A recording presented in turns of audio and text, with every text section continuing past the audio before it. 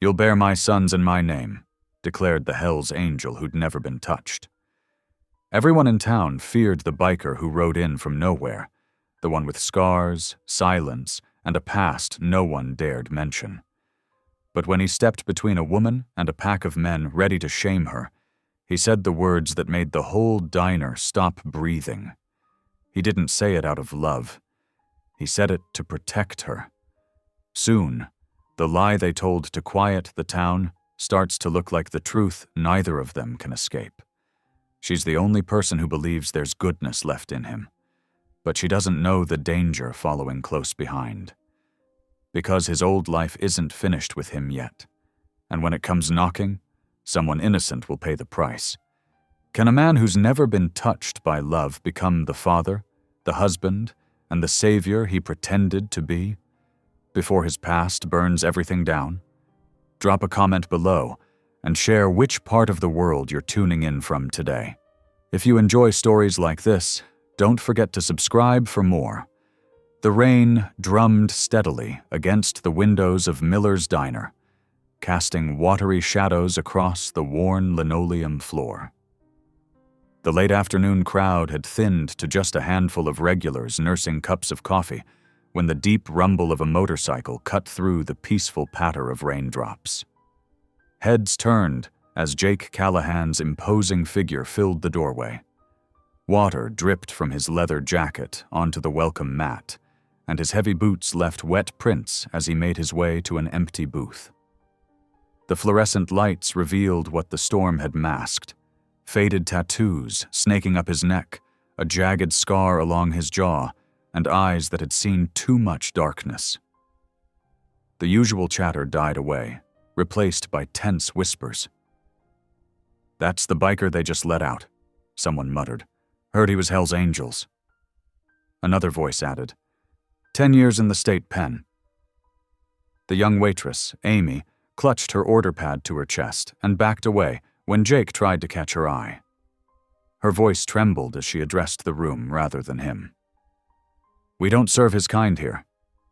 Jake's shoulders tensed, but his voice remained quiet. "Just looking for a meal, ma'am. Then I'll be on my way." He started to rise, dignity intact despite the rejection. Two men from the counter, local mechanics by their grease-stained uniforms, blocked his path.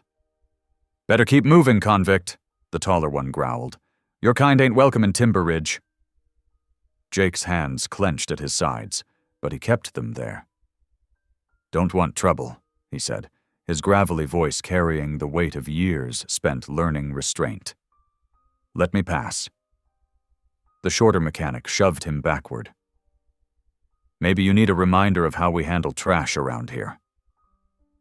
The diner crackled with tension as Jake's back hit the edge of a table.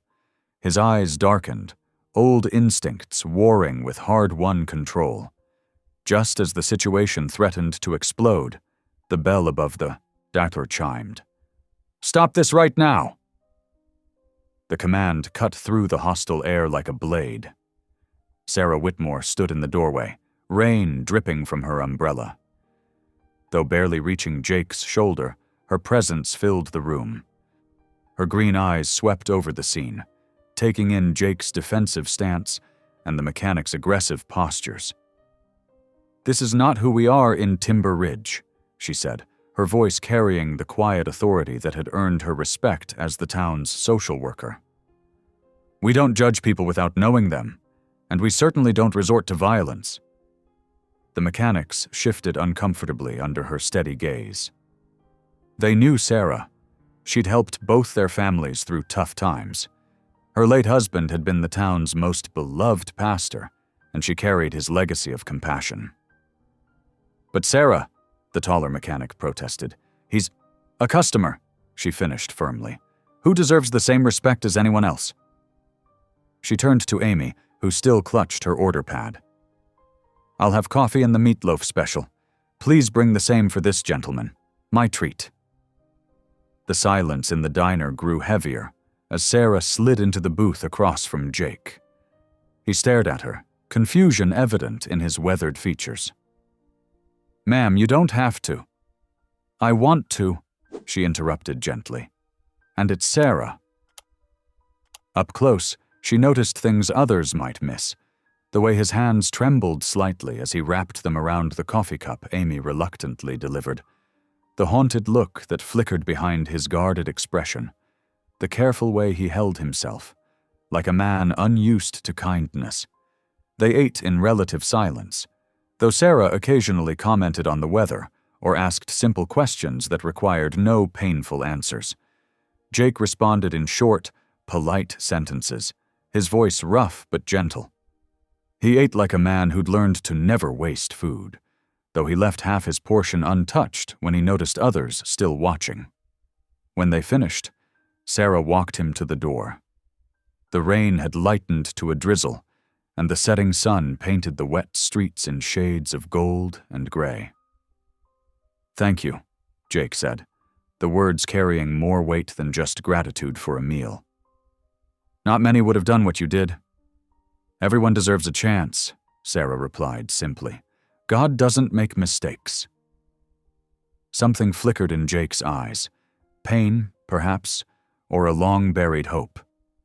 He nodded once, then mounted his motorcycle.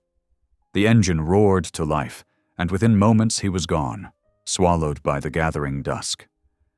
Sarah stood in the doorway long after the sound of his motorcycle had faded. The town would talk. They always did. They'd question her judgment, whisper about the pastor's widow defending a convicted biker.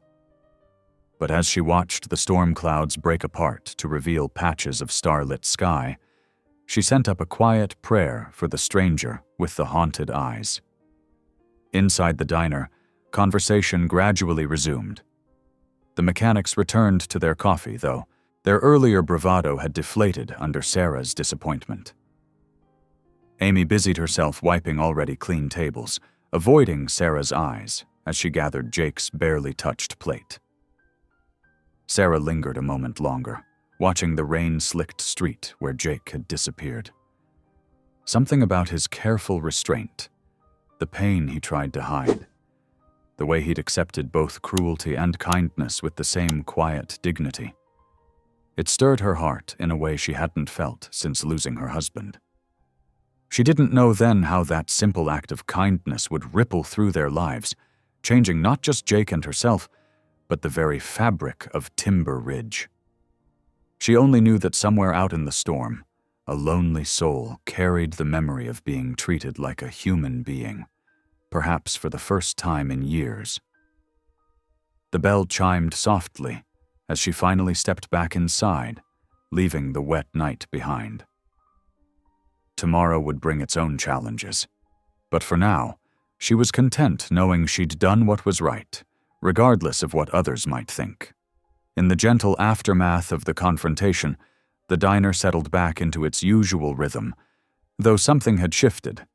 A small crack in the wall of prejudice that surrounded Timber Ridge, letting in the first glimmer of grace. The morning sun painted Timber Ridge in soft golden hues as Sarah made her usual drive past St. Matthew's Church. The spring air held a crisp freshness after last night's rain, and dewdrops sparkled on the grass like scattered diamonds. As she rounded the corner, something caught her eye. A dark shape huddled against the weathered church shed. She slowed her car, recognizing the motorcycle first, then the leather-clad figure sleeping beside it. Jake Callahan sat propped against the shed wall, his long legs stretched out, chin tucked against his chest. Even in sleep, his face held a wariness that tugged at Sarah's heart. After parking her car, she approached carefully, not wanting to startle him. "Mr. Callahan?" she called softly. His eyes snapped open instantly, body tensing before recognition softened his features. "Mrs. Whitmore," he said, quickly standing and brushing off his jeans. "I'm sorry. I'll move along." "Have you had breakfast?" she asked, instead of acknowledging his apology. When he shook his head, she gestured to her car. "I was just heading home to make coffee. Would you like some?" Jake hesitated, his eyes scanning the empty street as if searching for a trap. Finally, he nodded. "Yes, ma'am." Thank you. The drive to Sarah's house was quiet but not uncomfortable. Her home sat at the edge of town, a modest two-story farmhouse with a wraparound porch and faded blue shutters. As they pulled into the gravel driveway, an elderly golden retriever came limping down the porch steps to greet them. "That's Max," Sarah said, watching as Jake knelt to let the old dog sniff his hand. His touch was gentle as he scratched behind Max's ears, and the dog leaned into him trustingly. "He's getting on in years, but he's still the best company anyone could ask for." Inside, Sarah busied herself with the coffee maker, while Jake stood awkwardly in her kitchen, looking out of place among the cheerful yellow curtains and well-worn furniture. When she handed him a steaming mug, his thank you was barely above a whisper. "Did you sleep at all last night?" she asked, though the dark circles under his eyes answered her question. "Some," he replied, then added more honestly, "Not much." Sarah took a thoughtful sip of her coffee. "I might have a solution, if you're interested." When he looked up, she continued, "My husband's old cabin. It's about a mile down the road. It needs some work, but it's sturdy enough. You could stay there, fix it up in exchange for food and shelter?" Jake's hand tightened around the coffee mug. "Why would you trust me with that?" "Because everyone deserves a chance to prove themselves," she said simply. "Would you like to see it?" The cabin stood in a small clearing, partially hidden by towering pine trees. Time and weather had taken their toll. The roof sagged in places, cobwebs draped the windows like tattered curtains, and the porch steps groaned under their weight. But Jake's eyes lit up as he assessed the structure, seeing potential where others might see decay. "The roof needs work," he said, walking around the cabin. "But the foundation's solid. Wouldn't take much to make it livable." Sarah watched as he ran his hands over the rough wood siding, noting how his fingers lingered on the joints and seams with obvious expertise. "You know about construction?" "Learned carpentry in prison," he said quietly, "and mechanics before that. I can fix most things." They spent the next few hours clearing out the cabin. Jake worked methodically, sweeping away years of dust and debris, while Sarah helped where she could. By mid-afternoon, he had patched the worst spots in the roof and was chopping firewood, his powerful strokes splitting each log cleanly. Sarah sat on the porch, absently petting Max, who had followed them from the house. She couldn't help but notice the contrast between Jake's intimidating appearance and the careful way he stacked the wood. How he paused to help Max up the porch steps when the old dog struggled. As the sun began to set, Sarah insisted Jake join her for dinner back at her house. Over a simple meal of chicken and potatoes, he finally opened up about his past. "My brother got mixed up with a bad crowd," Jake said, pushing food around his plate. "The Angels. He was young, stupid. When things went wrong, I couldn't let him take the fall. He had a family, kids." He fell silent for a moment. 15 years is a long time to think about choices.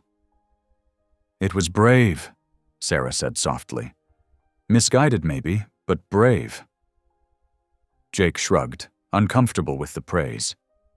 "Cost me everything. My garage, my reputation. Can't even get served in a diner anymore." "Things can change," Sarah said. "I run an orphanage for boys from broken homes. I've seen how lives can turn around with the right support." She told him about Tommy, Eli, and Matthew, 3 brothers who'd arrived terrified and angry, but were slowly learning to trust again. Jake listened intently, though his eyes held that distant look she'd noticed before. When Sarah finished her story, the kitchen clock showed it was time for her to head home. "The cabin's yours for as long as you need it," she said as she gathered her things. "There's food in the cupboards, and I'll bring more tomorrow." After Sarah's car disappeared down the dirt road, Jake stood on the cabin's porch, watching the last rays of sunlight filter through the trees. Max had chosen to stay with him, the old dog already claiming a spot by the newly lit wood stove. "Guess I'm still useful after all," Jake whispered to the empty cabin, his rough voice carrying a hint of wonder. The words hung in the quiet evening air, a small prayer of gratitude from a man who'd forgotten how it felt to be given a chance. The day's work had left its mark on the cabin. Swept floors, patched roof, split wood neatly stacked against the wall. Small changes, but significant ones. Like the first tentative steps on a path toward redemption, each repair to the cabin seemed to mirror something shifting within Jake himself. The spring morning dawned crisp and clear as Jake made his way to the orphanage barn.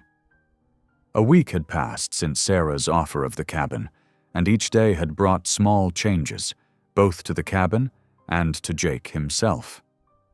The old structure now stood weather-tight, with fresh patches on the roof and reinforced walls. Today marked his first day helping at the orphanage, and his stomach churned with familiar anxiety. Children were honest critics. They'd either accept or reject him on sight.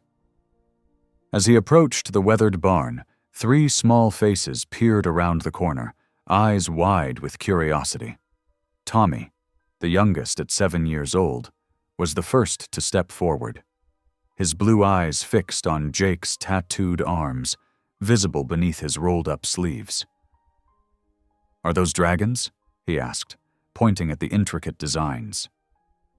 Jake knelt down, bringing himself to the boy's level. "This one's a phoenix," he explained softly, tracing the bird's wing that wrapped around his forearm. "It means rising from the ashes, getting a second chance." Eli, 9 years old and naturally curious, edged closer. "Did it hurt to get them?" "Some," Jake admitted with a slight smile. "But sometimes the things that hurt help us remember important lessons." Matthew, the eldest at 11, maintained his distance, watching Jake with careful consideration. His protective stance over his younger brothers reminded Jake of himself at that age. Sarah appeared from the barn, carrying a toolbox. "I see you've met our welcoming committee," she said, her eyes twinkling. The morning sun caught in her hair, turning it to honey gold. "They're asking about the artwork," Jake replied, standing up. His voice carried a warmth that surprised even him. "Well, before we get too distracted," Sarah said, "there's a barn that needs fixing. Boys, why don't you show Jake what needs repair?" The children eagerly led Jake through the barn, pointing out loose boards and squeaky hinges. As he assessed the work, Tommy stayed close, peppering him with questions about tools and repairs. Jake answered each one patiently, explaining what each tool did and how it helped fix things. Around mid-morning, Jake noticed the boys kept stealing glances at his motorcycle parked nearby. He paused in his work, wiping sweat from his brow. "Would you like to see it up close?" Their faces lit up like Christmas morning. Even Matthew couldn't hide his excitement. Jake carefully helped each boy onto the seat, explaining the basic parts and controls. Tommy's laughter rang out as he pretended to rev the engine, while Eli made motorcycle noises that echoed across the yard. Sarah watched from the barn doorway, struck by the transformation in Jake's demeanor. His usual guardedness had softened, replaced by something gentler. When he smiled, rare as it was, it reached his eyes, erasing years of hardship from his face. At lunchtime, Sarah brought out sandwiches and lemonade. The boys had warmed to Jake completely, sitting close by as they ate. Matthew had even started asking questions about mechanical work, his earlier wariness forgotten. After the boys returned to their afternoon lessons, Sarah and Jake sat in the shade of an old oak tree. A comfortable silence settled between them before Sarah spoke. "You're good with them," she observed. "Have you ever thought about having children of your own?" Jake's expression grew distant. "Never had the chance. Never married. Really? Sarah couldn't hide her surprise. I would have thought that ex-cons have a wild dating life? His attempt at humor didn't quite mask the pain in his voice. No, I meant, you seem like someone who would have found someone special.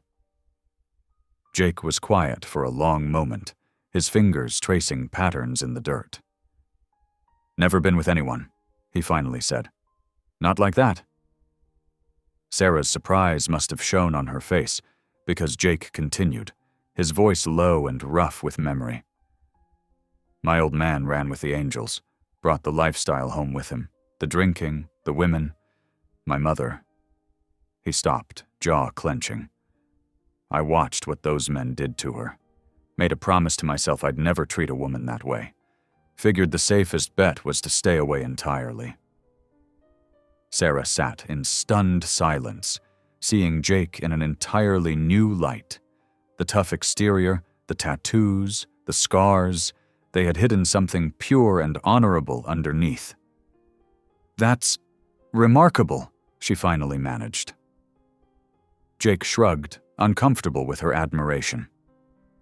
Just tried to be better than what I came from.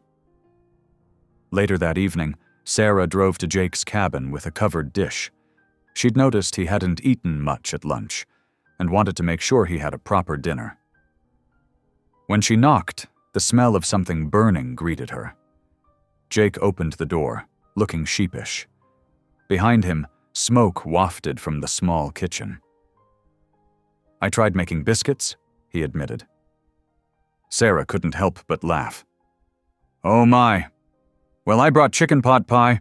Why don't we have that instead? They sat at the small table, sharing the meal and quiet conversation. Jake's failed biscuit sat on the counter, black as coal, becoming a source of shared amusement. I can rebuild an engine blindfolded, Jake said, chuckling. But apparently baking is beyond my skills. Everyone has to start somewhere, Sarah replied, her eyes dancing with mirth. Though maybe we'll start with something simpler than biscuits. As the evening drew to a close, Sarah gathered her things to leave. Passing by the living room, she paused. Through the doorway, she saw Jake kneeling beside the fireplace, his head bowed in prayer. His words were too soft to make out, but the humility in his posture spoke volumes. She stepped back quietly, not wanting to interrupt the sacred moment.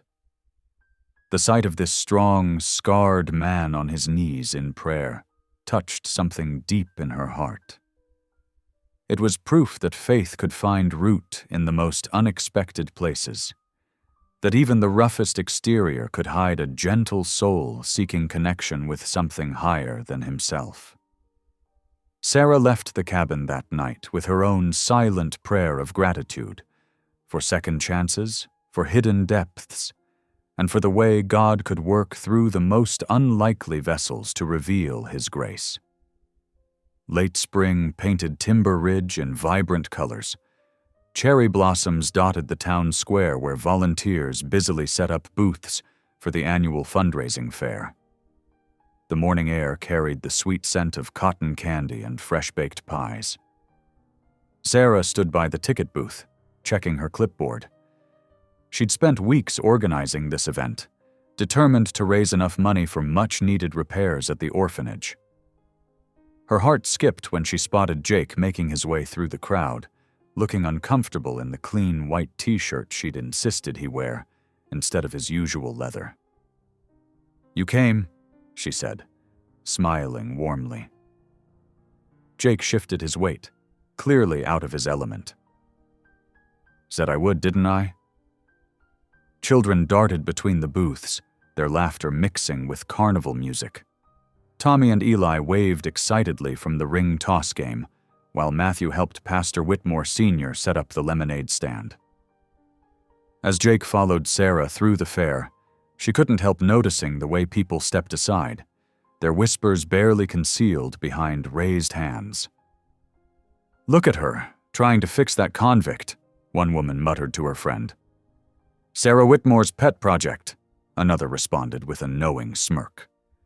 Jake's jaw tightened, but he kept his eyes forward, focusing on helping Sarah carry boxes of donated items to various booths. She admired his restraint, knowing how much the whispers must sting.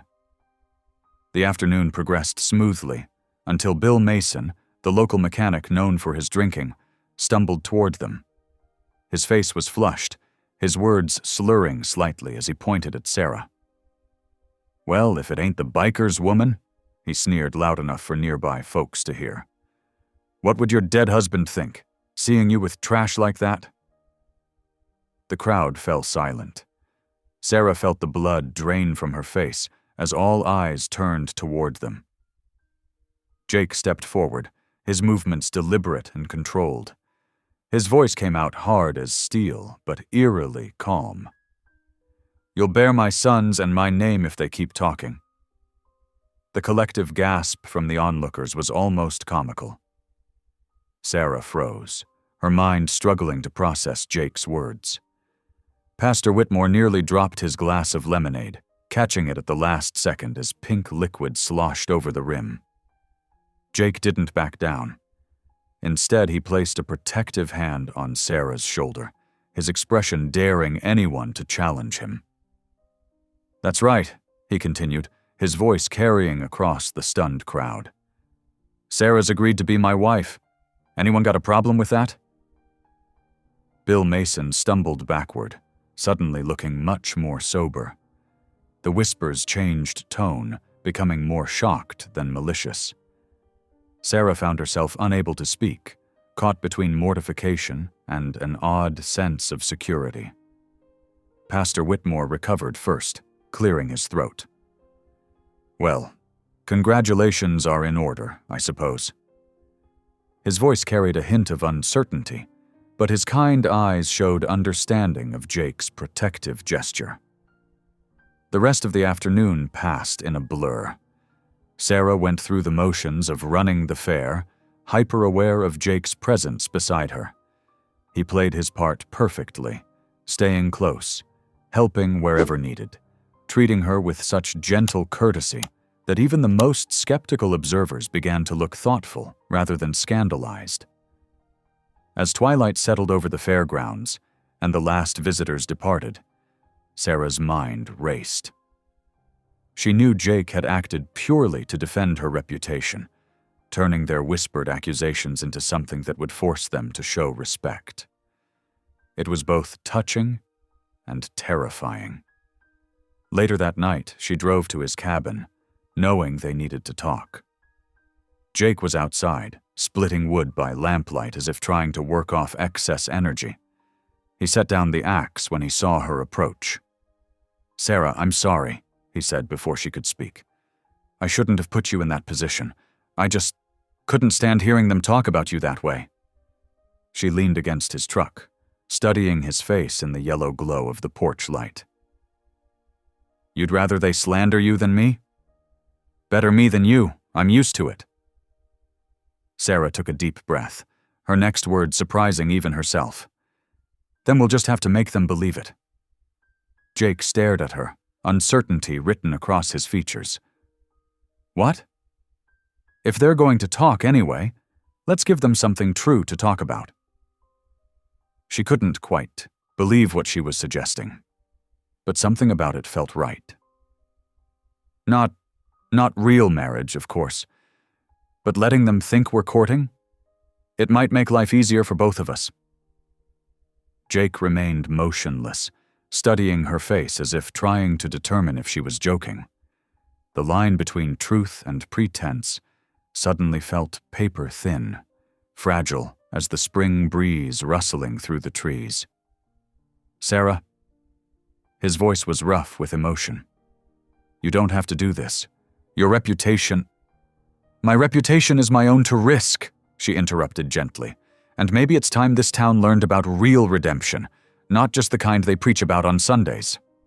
The silence stretched between them, filled with unspoken questions and possibilities neither dared to voice. The cabin's porch light cast long shadows across the yard, and somewhere in the distance, a whippoorwill called into the gathering night. Sarah watched emotions play across Jake's face. Doubt, fear, hope, and something deeper she wasn't ready to name. The pretense they were considering could easily become a double-edged sword, protecting them from gossip while potentially entangling their hearts in ways neither had planned. But standing there in the soft spring night, with the scent of cherry blossoms still clinging to the air, and the memory of Jake's protective gesture fresh in her mind, Sarah couldn't bring herself to regret the suggestion.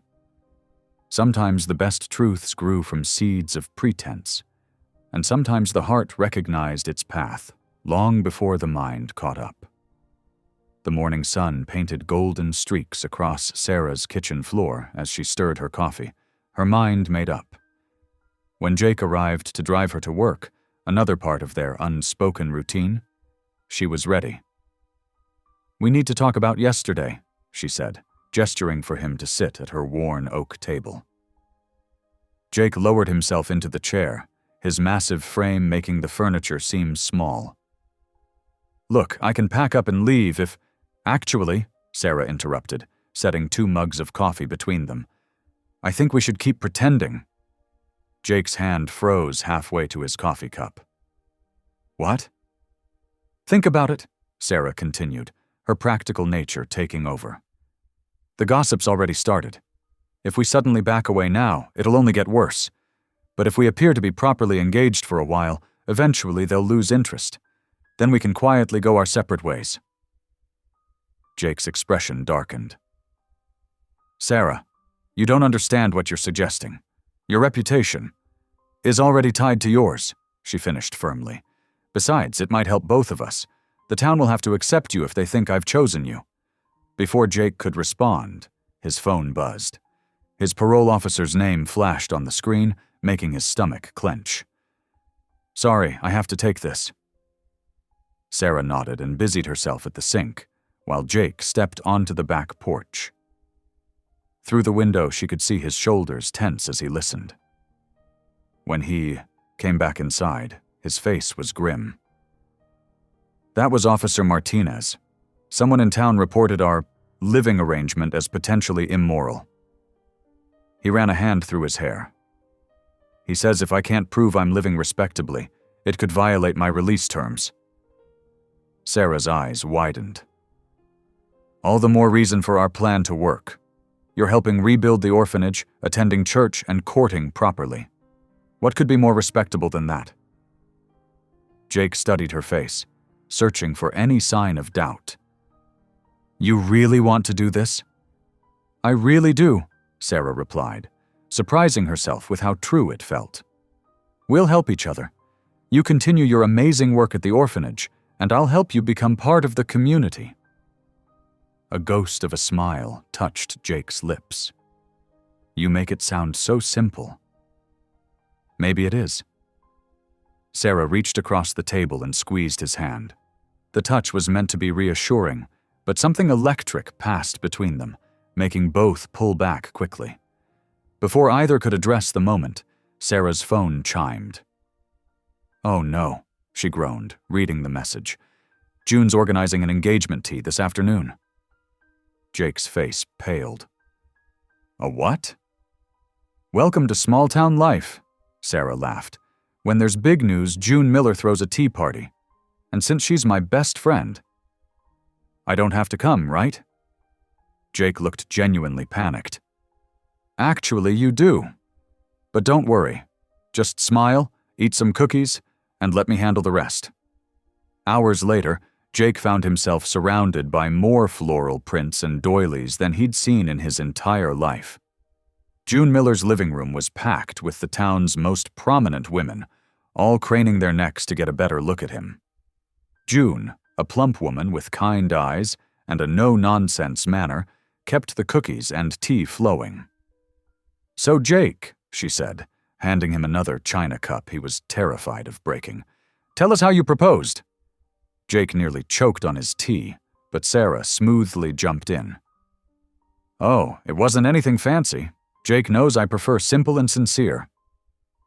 She smiled up at him with such genuine warmth that for a moment he forgot they were pretending. "And those tattoos. Mrs. Peterson piped up. "They're not gang-related, are they?" An awkward silence fell over the room. Jake cleared his throat. "No, ma'am. Most of them are Bible verses now. Covered the old ones when I found my faith." Sarah beamed at him, and he realized she hadn't known that detail either. It was true. During his time inside, he'd had many of his old tattoos transformed into scripture verses that helped him stay strong. The women's attitudes shifted noticeably after that. Soon they were asking about his plans for the orphanage, cooing over his mechanical skills, and declaring him such a good influence on those boys. Sarah's laughter rang out genuine and free as she watched Jake navigate the social waters. He might feel out of place, but his natural courtesy and quiet strength were winning them over. When June brought out photos of Sarah as a girl, Jake found himself genuinely interested, studying each one as Sarah blushed and protested. "Oh, look at this one," June exclaimed, pulling out a photo of teenage Sarah in a choir robe. She used to have the most beautiful singing voice. Still does, but she rarely uses it anymore. Jake looked at Sarah questioningly, but she just shook her head, a shadow crossing her face. He filed that information away, sensing there was more to the story. As the afternoon wore on, Jake was surprised to find himself relaxing slightly. These women, who had once crossed the street to avoid him, were now offering him recipes and advice on local contractors for the orphanage repairs.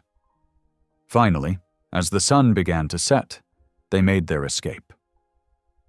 Walking Sarah to her car, Jake felt oddly protective of her, not because she needed protection, but because she'd protected him all afternoon. "Thank you," Sarah said softly, turning to face him. "I know that wasn't easy for you." Jake looked down at her, struck by how the setting sun turned her hair to copper and gold. "You make it feel less like a lie," he admitted, the words slipping out before he could stop them. Sarah's breath caught, and for a moment they stood frozen in the purple twilight. Something was growing between them. Not romance, not yet, but something equally precious. Trust, understanding, a connection neither had expected but both were beginning to rely on. The moment broke when June called out a final goodbye from her porch. Sarah squeezed Jake's arm gently before getting into her car. As he watched her drive away, Jake realized that for the first time since leaving prison, he felt like he belonged somewhere. It might be built on a pretense, but the feelings it stirred in him were anything but fake. The spring days melted into each other like watercolors, each one brighter than the last. Jake found himself settling into a routine at the orphanage that felt more like a calling than an obligation. Every morning, he'd arrive early, toolbox in hand, ready to tackle whatever repairs the old building needed. But it was the afternoons that truly transformed him. "Mr. Jake! Mr. Jake!" Tommy, the youngest at 7 years old, would come running across the yard, his untied shoelaces flapping. "Can we work on the bikes today?" Jake had discovered a pile of abandoned bicycles behind the orphanage shed, rusty frames and flat tires that most would consider beyond saving. But he saw potential in them, just as Sarah had seen potential in him. "Sure thing, buddy." Jake would ruffle Tommy's hair, his calloused hands gentle. "Go get your brothers. Lesson's about to start." In the makeshift workshop they'd set up, Jake taught the boys how to strip old paint, oil squeaky chains, and patch worn tires. 11-year-old Matthew proved to be a natural mechanic, his serious face scrunched in concentration as he worked. 9-year-old Eli was more interested in the stories Jake told while they worked. "Tell us about the time you saw the Grand Canyon again," Eli would beg, hands black with grease as he held a wrench. Jake would smile, remembering the better parts of his wandering years. "Picture this. Sunrise over rocks that look like they're on fire. The whole world just opens up in front of you, bigger than you could ever imagine. The boys hung on every word, their eyes wide with wonder. Jake found himself carefully editing his tales, leaving out the darker parts of his past while preserving the sense of adventure. He told them about sleeping under the stars in Utah, seeing wild horses in Nevada, and finding tiny diners in towns so small they weren't even on the map. Sarah often watched from the office window, her heart warming at the sight of these broken souls healing each other. Jake might think he was just fixing bikes, but she saw how he was rebuilding these boys' trust in the world, one afternoon at a time. But peace, like spring weather, can change in an instant. The morning started like any other. Jake was showing Matthew how to adjust brake cables when the rumble of a motorcycle, different from his own, cut through the quiet. The sound made his blood run cold. He knew that engine, knew it like his own heartbeat. "Inside, boys," he said quietly, his voice leaving no room for argument. "Now." A black Harley-Davidson rolled into the orphanage driveway, its chrome gleaming like sharp teeth in the sunlight. The rider, Rex Callahan, was Jake's mirror image twisted dark. Same strong jaw, same broad shoulders, but his eyes held none of Jake's hard-won peace. "Little brother," Rex called out, killing the engine. "Long time no see." Jake stepped forward, positioning himself between Rex and the orphanage. "What are you doing here, Rex?" "Can't a man visit his only brother?" Rex's smile was sharp as broken glass. "Nice setup you got here. Real respectable. Almost forgot who you really are." "Say what you came to say." Rex's facade dropped. "The crew's calling in your markers, Jake. $20,000. That's what you owe for the protection we gave you inside." "I never asked for protection." "Didn't have to.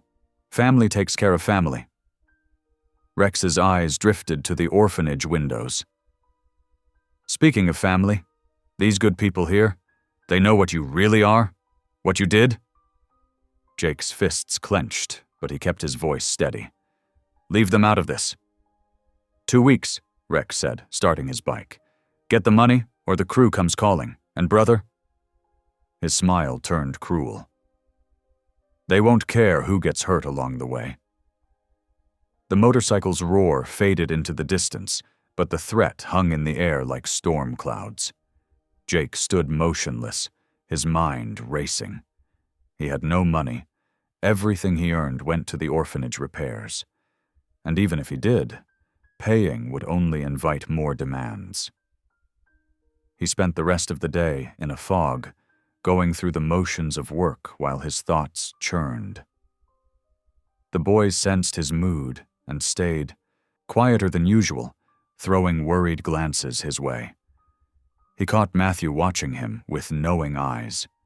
That kid saw too much, understood too well what it meant to carry adult burdens. Evening came, painting the sky in soft purples and pinks that seemed to mock his dark thoughts.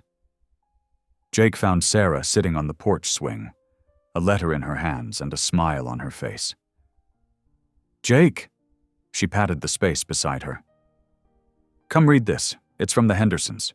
They adopted Jimmy last month, remember?" He sat down, careful to keep space between them.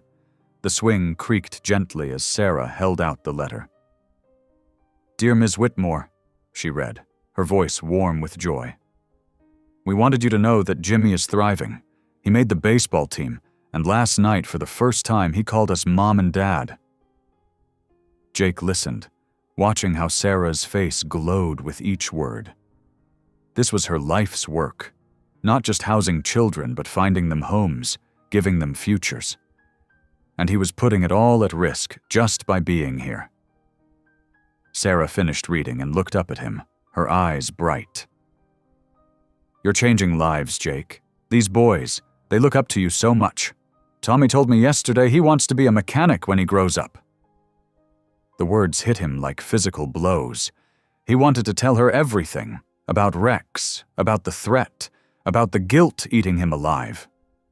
But looking at her hopeful face, he couldn't bring himself to shatter her faith in him. Sarah, he started, then stopped. What could he say? That he was poison? That everything good he touched eventually turned to ash? She must have seen something in his expression because her smile softened with concern. What is it? Nothing, he said, forcing a smile. Just tired.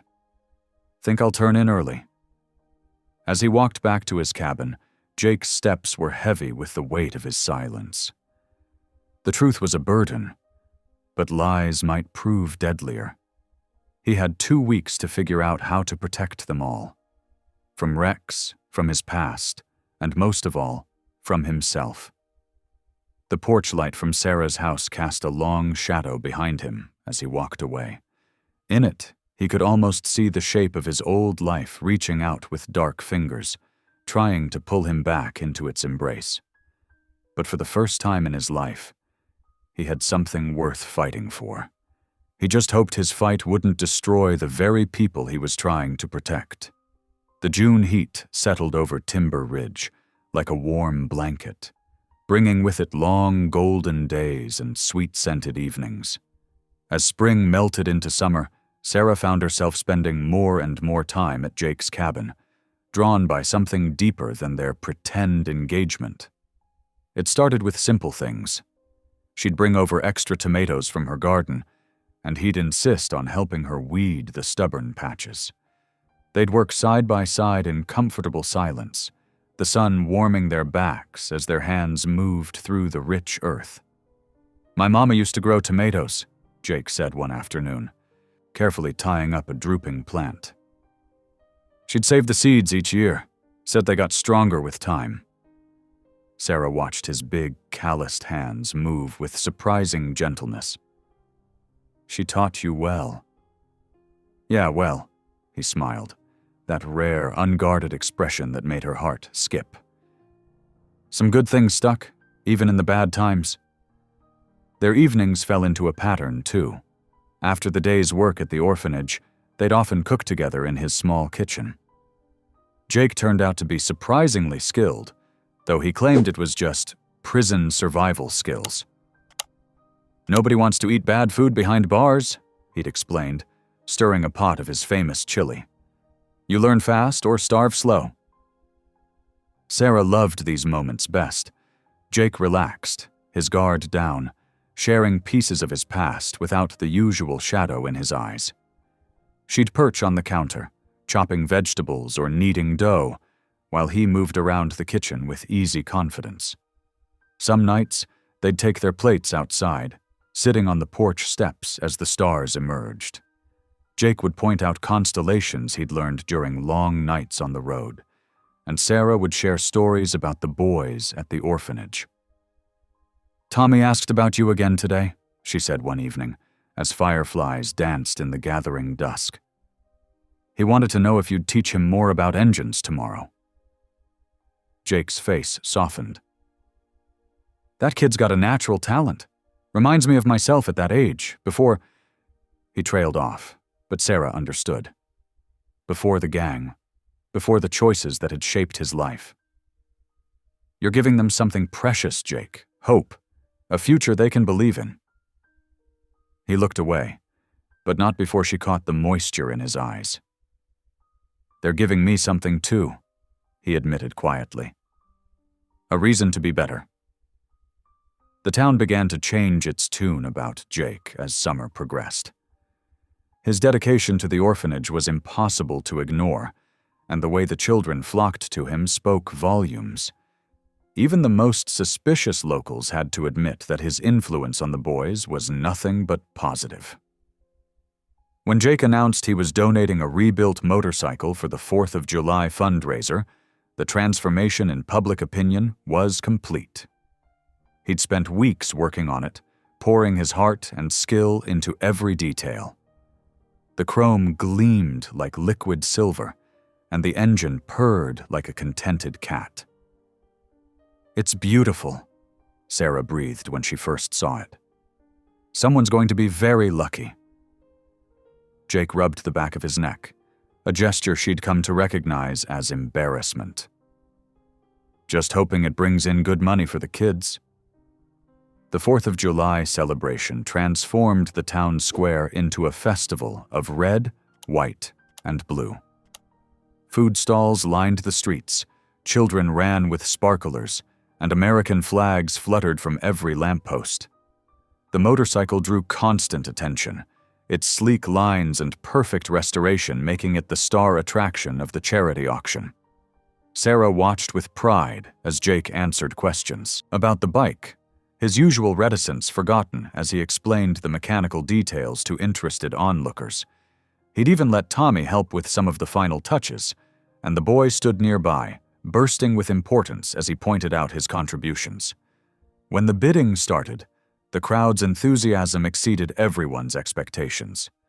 The final price was enough to fund new winter clothes for all the boys and still have money left for repairs. The applause when Jake handed over the keys was genuine and warm. "Speech!" someone called out, and others took up the cry. Jake looked panicked for a moment, but Sarah gave him an encouraging nod. He cleared his throat, his voice rough with emotion. "I ain't much for talking," he began, "but these kids, they deserve every chance we can give them. I know what it's like to grow up thinking nobody cares, what it can do to a person. If this helps even one of them believe in themselves, then it's worth more than any bike." The sincerity in his words touched everyone who heard them. Sarah felt tears pricking at her eyes, and she wasn't the only one. As darkness fell, the crowd gathered for the fireworks display. Sarah and Jake found a quiet spot on a grassy hill, slightly apart from the others. The first rockets streaked skyward, bursting into cascades of color. Without thinking, Sarah slipped her hand into Jake's. His fingers tensed for a moment, then slowly relaxed, intertwining with hers. The touch sent warmth spreading through her entire body. "You've done more for these boys than anyone ever has," she said softly, watching his face illuminated by the shifting lights above. When he turned to look at her, their eyes met, and something electric passed between them. It wasn't their pretend engagement anymore. This was real, and they both knew it. The fireworks painted the sky with gold and silver, but Sarah barely noticed. She was too aware of Jake's presence beside her, of his thumb gently stroking the back of her hand, of the way his shoulder pressed against hers. Later, as they walked back to her house, the night air was heavy with the scent of summer flowers and spent fireworks. They moved slowly, neither wanting the evening to end. At her door, Sarah turned to face him. "Thank you," she said, "for everything you did today." Before she could lose her nerve, she leaned forward and pressed a soft kiss to his cheek. His skin was warm beneath her lips, slightly rough with evening stubble. Jake stood frozen, his eyes wide with surprise. His hand came up slowly to touch the spot where she'd kissed him, as if trying to capture the sensation. Sarah smiled and slipped inside, her heart racing. Through the window, she saw him still standing there, fingers pressed to his cheek, an expression of wonder on his face that made him look younger, unburdened. The warmth of that kiss lingered long after they'd said goodnight. For both of them, it marked a turning point, the moment when pretense gave way to possibility, when the walls they'd built around their hearts began to crumble. In the quiet of his cabin, Jake let himself imagine a future he'd never dared to dream of before, one filled with Sarah's smile, children's laughter, and the kind of love he'd thought was forever beyond his reach. The morning sun rose over Timber Ridge, painting the sky in shades of gold and pink. Jake walked down Main Street toward Henderson's Hardware, his toolbox swinging from one hand. He needed supplies to fix the orphanage's broken water heater. The boys needed hot showers, especially after their messy baseball practice the day before. The bell above the store's door chimed as he stepped inside. Mr. Henderson, usually gruff but warming to Jake these past months, gave him a friendly nod. "The pipe fittings you ordered came in yesterday." Jake was examining the parts when a shadow darkened the doorway. His brother Rex's familiar silhouette appeared, flanked by two other men Jake recognized from his old life, Cobra and Snake Eye, their gang nicknames matching their ruthless reputations. "Time's up, little brother," Rex drawled, his voice carrying that dangerous edge Jake knew too well. Jake set down his toolbox carefully. "Take it outside," he said quietly, not wanting to involve Mr. Henderson. The four men moved to the alley behind the store. Morning sunshine barely reached between the buildings, leaving them in shadow. Jake's heart pounded, but he kept his voice steady. "I told you before, I'm done. There's no money." Rex's face twisted. "You owe us. Those years you spent inside, that was our take you were protecting. Now it's time to pay up." "That money's long gone, Rex. You know that." "Then you better find a way to replace it." Cobra cracked his knuckles menacingly. "Unless you want something unfortunate to happen to that pretty social worker or those orphan brats you've been playing daddy to." Jake's control snapped. He lunged at Rex, landing a solid punch before the other two grabbed his arms. Rex wiped blood from his lip, eyes gleaming with malice. "Still got some fight in you, huh?" He drove his fist into Jake's stomach. "Let's see how long that lasts." The beating that followed was brutal. Jake refused to cry out, taking the punches and kicks while struggling to break free. He managed to throw off Snake Eye and land a few hits of his own, but 3 against 1 were impossible odds. Sarah's voice cut through the violence like a knife. "Stop! Stop this right now!" She stood at the alley's entrance, several townspeople behind her. Tommy had slipped through the crowd, running toward Jake despite Sarah's attempt to grab him. "Jake!" the boy cried out. Rex spun around, his wild swing meant for Jake catching Tommy instead. The boy crashed into a stack of wooden crates with a sickening thud. "Tommy!" Sarah's scream echoed off the brick walls. Jake broke free and rushed to the boy's side. Tommy was conscious but dazed, blood trickling from a cut on his forehead. The sight of the injured child seemed to freeze everyone in place. Sheriff Corbett pushed through the gathering crowd, hand on his holster. "What in God's name is going on here?" Jake looked at Tommy's pale face, at Sarah's terrified eyes, at the townspeople who had finally started to accept him. He knew what he had to do. Standing slowly, hands raised, Jake faced the sheriff. "I need to confess something." "Jake, no," Sarah whispered, understanding in her voice. "Those robberies years ago, the ones Rex went down for, it wasn't him. It was me. I planned them, carried them out. Rex was covering for me all this time." The sheriff's expression hardened.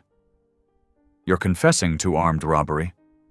"Yes, sir, and there's more. Other crimes from back then. I'll give you all the details down at the station." "Jake, stop this!" Sarah tried to reach him, but townspeople held her back. "You're lying! Everyone can see you're lying!" Corbett pulled out his handcuffs. "Turn around, son!" Jake complied, the cold metal clicking around his wrists. As the sheriff began reading him his rights, Sarah broke free and ran forward. "You were right!" she cried out, tears streaming down her face. "What you said at the fair! You were right! I already bear your name in my heart!" Jake couldn't look at her. He kept his eyes on Tommy, who was being tended to by Mrs. Henderson. The boy would be okay. That's what mattered. They would all be okay once he was gone, and the gang had no reason to stay. The town square had gone completely silent. Only Sarah's muffled sobs and Tommy's whimpers broke the heavy stillness. As the sheriff led Jake to his patrol car, he saw the realization dawning on people's faces. The man they had judged, feared, and finally begun to trust was sacrificing everything to protect them. Rex and his men melted away into the shadows, but Jake caught his brother's final look, a mixture of triumph and something else, something that might have been shame. Mr. Henderson spoke up from the crowd. "Sheriff, You can't seriously believe— Not now, Corbett cut him off, but his grip on Jake's arm had gentled. Jake allowed himself one last look at Sarah as he was helped into the patrol car. She stood in the middle of the street, her hand pressed to her heart, looking like someone had torn her world apart. Which, he supposed, he had. The car door shut with a final-sounding thunk. Through the window, Jake watched the town he'd come to love, the people he'd tried to serve, and the woman who had believed in him when no one else would, all fade into the distance. The price of their safety was everything he'd built here, everything he'd become. But as he thought of Tommy's small face, of Sarah's fierce protection of her charges, he knew it was worth it. The patrol car turned the corner, and Timber Ridge disappeared from view. Jake closed his eyes, holding on to the memory of Sarah's words, the truth in them a comfort he would carry into whatever darkness lay ahead. Jake sat on his narrow prison bunk, holding Sarah's latest letter with trembling hands. The paper was soft from being read countless times, its edges worn smooth. Around him, the concrete walls of his cell seemed less oppressive than they had during his first stint behind bars. This time was different. This time he wasn't alone. "Mail call, Callahan?" The guard's voice echoed through the cell block. "Got another stack here for you." Jake carefully tucked Sarah's letter under his pillow and walked to the cell door. The guard handed him 5 envelopes through the bars, shaking his head with a small smile. "Never seen anything like it. You're getting more mail than the whole block combined." Back on his bunk, Jake sorted through the day's letters. One from Tommy, complete with crayon drawings of motorcycles. Another from Eli and Matthew, filled with stories about their bicycle repair projects. 2 from townspeople he barely knew, the hardware store owner and the elderly librarian. And one more from Sarah. He saved hers for last, as always. Her elegant handwriting filled page after page, describing her Letters of Grace campaign. She was gathering testimonials from everyone in Timber Ridge whose lives Jake had touched. The pile grew daily. "Your light reached further than you knew," Sarah wrote. "Mrs. Henderson says you inspired her grandson to stay in school after you talked to him about second chances. Reverend Mills mentions how you fixed the church roof without being asked. Even old Mr. Peterson, who once refused to serve you coffee, wrote about how you helped push his car out of a ditch during that spring storm." Jake's vision blurred as he read. He wiped his eyes with the back of his hand, not caring who might see. In the dim light of his cell, he remembered each moment she described. Small kindnesses he'd never thought twice about. Every morning, Jake led a prayer circle in the prison yard. Some inmates laughed at first, but more joined each day. He shared his story openly, the violence, the redemption, the love that had changed everything. During work detail, he mentored younger inmates, teaching them the mechanical skills he knew so well. Warden Phillips noticed the change in the cell block's atmosphere. He'd stop by Jake's cell occasionally, asking about the letters, about the town that refused to give up on one of their own. "Never seen anything like it," the warden said one evening, echoing the guard's words. "Your file says violent offender, but these letters tell a different story." Jake nodded, touching the stack of envelopes on his shelf. "They saw something in me I couldn't see myself." Sarah's letters came daily, without fail. She wrote about the orphanage, about the boys asking for him, about quiet evenings when she sat on the porch swing alone. "If God meant you to be my husband in truth," she wrote in one letter that Jake had memorized word for word, "He'll find a way. My heart knows what it knows, Jake Callahan, and it knows you." The children's letters broke his heart and healed it at the same time. Tommy's spelling was improving. He practiced extra hard, he said, so Jake could read his letters better. Eli wrote about fixing up old bikes, using all the tricks Jake had taught him. Matthew, wise beyond his years, sent prayers and Bible verses about hope. Even June, Sarah's best friend, who had once been so skeptical, wrote to him. She described how the Letters of Grace campaign had transformed the town. People gathered at the diner to share stories about Jake, each revelation building a fuller picture of the man they'd nearly driven away. In the quiet hours before dawn, Jake would read the letters again and again. He wept sometimes, silently in his bunk, overwhelmed by the love pouring through those pages. These weren't just words on paper. They were lifelines, pulling him back from the brink of despair, reminding him who he'd become. The warden found him one morning, leading the prayer circle despite the drizzling rain. 24 men stood with heads bowed as Jake's deep voice carried across the yard. "Lord, help us see ourselves as others see us, as you see us. Help us believe in the grace that changes everything." Later, back in his cell, Jake pulled out Sarah's latest letter. Her words wrapped around him like an embrace. "The boys rebuilt another bike today. They're saving it for you, Jake. They believe you'll come home to us. We all do. Love finds a way. Grace finds a way. And when it does, I'll be here, waiting." He pressed the letter to his chest, feeling his heart beat against the paper. Through his cell window, he could see a patch of sky. The same sky that stretched over Timber Ridge, over Sarah's porch swing, over the orphanage where 3 boys kept his memory alive with every bike they fixed. In that moment, hope didn't just flicker. It burned steady and bright, fed by hundreds of letters, thousands of words, and one truth he could no longer doubt. He was loved. Sarah sat at her kitchen table, surrounded by stacks of yellowed police reports. Her fingers traced over inconsistencies she'd found, dates that didn't match, signatures that seemed off, witness statements that contradicted each other. Pastor Whitmore Sr. sat across from her, his weathered hands holding a magnifying glass over yet another document. "Look here," Sarah pointed, her voice tight with excitement. "Rex's statement from 2008.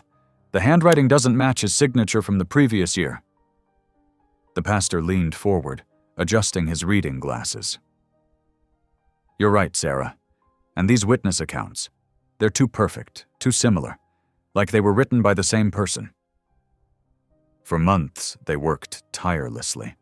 Sarah spent her evenings after the orphanage closed poring over paperwork.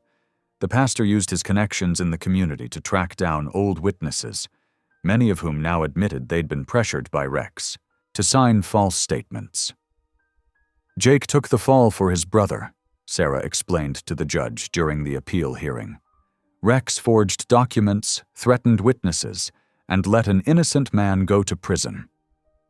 The legal process dragged on through summer and into fall. Sarah attended every hearing, clutching her evidence folder like a lifeline. The boys from the orphanage made a countdown calendar, marking off days until Mr. Jake comes home. Finally, on a crisp autumn morning, with leaves dancing across the parking lot, Sarah pulled up to the prison gates. Her heart thundered in her chest as she waited. The metal doors creaked open. Jake stepped out, squinting in the bright sunlight. He looked thinner, his prison uniform hanging loose on his frame, but his eyes held a quiet peace she'd never seen before. He carried nothing but a small bag of letters, hundreds of them, worn from repeated reading. Sarah stepped forward, her eyes filling with tears. "Let's go home," she whispered. Jake reached for her hand, his voice rough with emotion. "Only if you're coming with me." As Jake's truck rounded the corner into Timber Ridge, his hands tightened on the steering wheel. Sarah sat beside him, smiling knowingly. What he saw made his breath catch in his throat. The main street was lined with people, dozens of familiar faces that had once turned away from him in fear. Now they held colorful welcome signs, waving and cheering. "Welcome home, Jake," read one banner stretched across Miller's Diner, the very place that had once refused to serve him. "I don't understand," Jake mumbled, his gravelly voice thick with emotion. Sarah squeezed his hand. "They understand now. They see who you really are." As they drove slowly through town, faces that had once shown contempt now beamed with genuine warmth. Mrs. Miller, the diner owner, wiped tears from her eyes. The hardware store owner, who'd once watched him fight Rex, stood tall and proud, applauding. When they reached the orphanage, Jake's eyes widened. The building stood transformed, fresh paint, new windows, a sturdy new roof. The barn he'd started repairing months ago was completely restored, gleaming red in the autumn sunlight. But what made his heart stop was the sight of Tommy, Eli, and Matthew standing on the front steps. The three boys he'd taught to fix bikes, the ones who'd sat with him for hours listening to stories of the open road. They clutched papers in their small hands, practically bouncing with excitement. Sarah led Jake up the path. "The town raised the money," she explained softly. "These boys need a father, Jake. They've chosen you." Jake's hands trembled as he took the adoption papers. Right there on the front steps, surrounded by townspeople and love, he signed his name 3 times. The boys launched themselves into his arms, nearly knocking him over. "See?" Sarah whispered, her eyes shining. "You bore them after all." Jake held his sons close, tears streaming down his face. "Then I'll spend my life making sure they never forget who loved them first." Winter swept back into Timber Ridge, painting the landscape in pristine white, just like that rainy spring day when a lost biker first rumbled into town. But now, the old cabin stood transformed. Fresh blue paint brightened its walls, smoke curled cheerfully from the chimney, and warm light spilled from windows that no longer harbored cobwebs. In the yard, laughter rang out as Tommy, Eli, and Matthew packed snow into fortress walls. Jake stood among them, his strong hands helping to shape the snow into solid barriers. His dark jacket was dusted white, and his face, once hard with wariness, now creased with joy as he showed the boys how to pack the snow just right. "Watch this," he called, demonstrating how to make the perfect snowball. 7-year-old Tommy's eyes lit up as he copied the technique, while 11-year-old Matthew worked on reinforcing their fort's walls. 9-year-old Eli, ever the strategist, was already planning their snow battle positions. From the cabin's warm kitchen, Sarah watched through the window, stirring a pot of hot chocolate. The aroma of pot roast filled the air, a proper Sunday dinner for her family. Her family. The words still made her heart skip. After they'd stomped the snow from their boots and enjoyed their hearty meal, they gathered in the living room. The fireplace crackled, casting dancing shadows on the walls. Jake settled into the armchair, holding a worn Bible, the same one that had belonged to Sarah's late husband. His fingers traced the well-loved pages with reverence before opening it. As he read, his deep voice carried the ancient words with new-found meaning, sometimes catching with emotion. The boys listened intently, snuggled under blankets on the couch beside Sarah. Later, as snow fell silently outside the frost-touched windows, Jake pulled Sarah close. "You know," he murmured, his voice soft with tenderness, "that name I gave you wasn't from pride. It was from grace." Sarah smiled, taking his weathered hand and placing it over her heart, feeling its steady beat beneath his palm. The next morning dawned bright and clear. Jake's motorcycle roared to life, but now with Sarah seated comfortably in the sidecar, bundled against the winter chill. The boys rode behind them on their carefully restored bikes, whooping with delight as they made their way down the country road. The rising sun painted the snow-covered fields in gold, while Timber Ridge's church steeple gleamed in the distance, a beacon of rebirth, redemption, and love that would never fade. Thank you for listening. Stories connect us in the most unexpected ways. If you felt that spark today, make sure you're subscribed. I share a new one daily, and the next might change your day.